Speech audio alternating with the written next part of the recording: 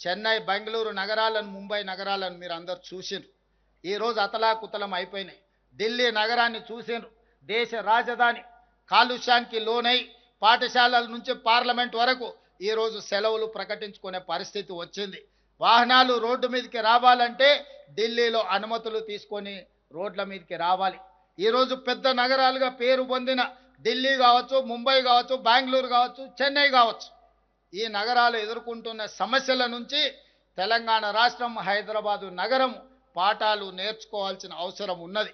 అందుకే ఈరోజు అలాంటి సమస్యల నుంచి బయటికి రావాలి అంటే చెరువుల ఆక్రమణలు తొలగించాలి, నాలాల ఆక్రమణలను అడ్డు తొలగించుకోవాలి.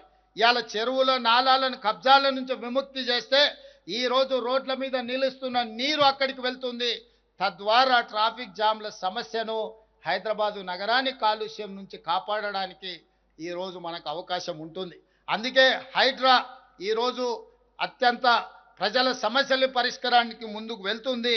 వారి పనిని మనందరం కూడా ప్రోత్సహించాల్సిన అవసరం ఉంది.